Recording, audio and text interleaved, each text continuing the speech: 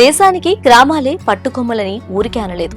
అంటే గ్రామాలు అభివృద్ధి చెందితే దేశం అగ్రభాగంలో ఉంటుంది. అచ్చం ఇవే మాటలు ఆ గ్రామానికి ఉత్తేజపరిచాయి. కలిసికట్టుగా నిర్ణయం తీసుకున్నారు. గ్రామాభివృద్ధి కోసం కృషి చేశారు. విదేశాలకు వెళ్లారు. అక్కడ వ్యాపారాలు చేశారు. వచ్చిన డబ్బులను విదేశాల్లో కాకుండా సొంత గ్రామంలో ఉన్న బ్యాంకుల్లో జమ చేశారు. ఇప్పుడు అవి 7,000 కోట్లకు చేరుకుంది. ఆసియా ఖండంలోనే మొదటి ధనిక గ్రామంగా పేరు పొందింది. అదే గుజరాత్లోని కచ్ జిల్లాలో ఉన్న మాధపర్.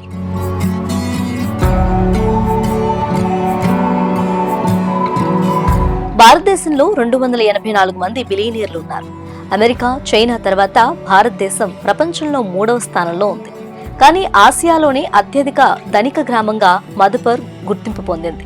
ఇక్కడ 32,000 మంది జనాభా ఉన్నారు. మధుపర్ గ్రామ ప్రజలు వారి బ్యాంకుల్లో 7,000 కోట్ల విలువైన ఫిక్స్డ్ డిపాజిట్లు చేశారు. పోరుబందర్ నుంచి 200 కిలోమీటర్ల దూరంలో ఉంది ఈ గ్రామం. ఇక్కడ ఎక్కువ మంది పటేల్ కమ్యూనిటీకి చెందిన వారు ఉన్నారు.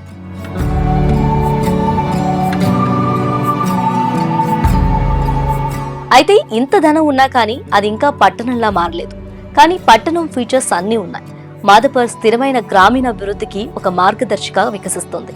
క్లీన్ రోడ్స్, పరిశుద్ధమైన నీటి సరఫరా, మంచి పారిశుద్ధ వ్యవస్థ, స్కూల్స్ బాగా అభివృద్ధి చెందిన పట్టణాలతో పోల్చితే బాగుంది.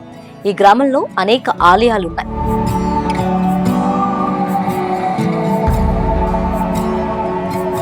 మాధపర్ గ్రామంలో అన్ని ప్రధాన బ్యాంకుల బ్రాంచ్లు ఉన్నాయి.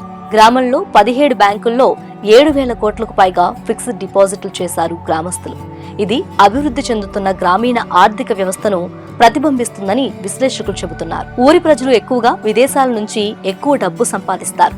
సుమారు 1,200 కుటుంబాలు విదేశాలకు వెళ్లాయి. వీటిలో ఎక్కువ భాగం ఆఫ్రికన్ దేశాల్లో స్థిరపడ్డారు. ఇతర దేశాలకు వెళ్లినా కానీ తమ గ్రామంలోని స్థానిక బ్యాంకులు, పోస్టాఫీసుల్లో ఎక్కువ డబ్బును జమ చేస్తున్నారు. దాంతో విదేశీ డబ్బు ఇక్కడ ఆదాయంగా మారింది.